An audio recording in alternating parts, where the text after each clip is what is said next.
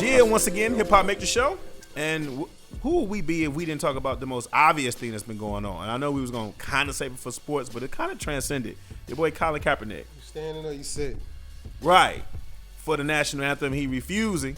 And now Colin is getting blacker by the hour. The brother has the big afro going on right now. He's wearing socks that says pigs with the police officers.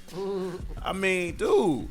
And then on the opposite end of that, you got your boy Cam Newton, who back early in January was talking about how people were offended by him and his actions because people just basically have a problem with the black quarterback. Now he's talking about the OJ route. We're all one color. And who am I to tell Colin Kaepernick to not do nothing or to do nothing? He danced around it so bad because he's definitely trying to protect his brand.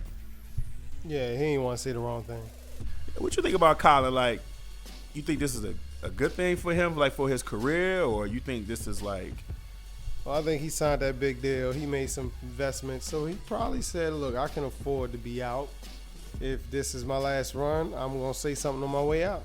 It's crazy how he's basically saying the same thing that kind of like Donald Trump is saying about how the America right now isn't going good. He's talking about oppressed people. He didn't name any specific topic, but at the end of the day, we all know what he's talking about when he said us as black people.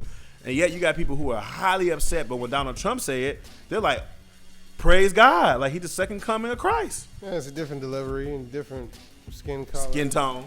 And people are usually afraid when athletes get political anyway, because they actually reach the children directly.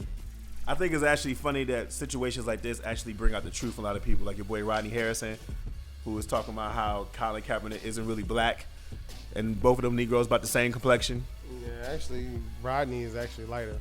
Dude, get it together, man. But I applaud Colin because, honestly, if you think about it right now, this is actually a bad time technically for his career to actually take a stand because he hasn't been playing well. He's been hurt. He can kind of get cut.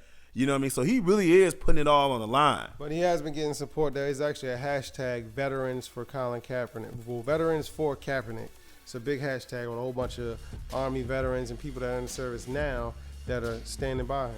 Yeah, I think people forget that that's what America was built upon. It's built upon revolution. People stand up for their rights. So he's doing what he feels like he needs to be done. And he didn't mention white people at all. So everybody getting uproar and calling him a reverse racist and all this other stuff. Come on, man.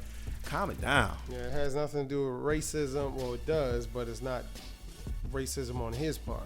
It has to do with inequalities. He's not talking about downing the military at all. He's for the military, just not for police brutality and police getting away with murder, which nobody should be, but they're going to make that the issue instead of the real issue. And us niggas getting shot. Yeah. Nobody going to jail. Shout out to you, Colin. You and your big old fro. I'm with Cap. We with Cap, son.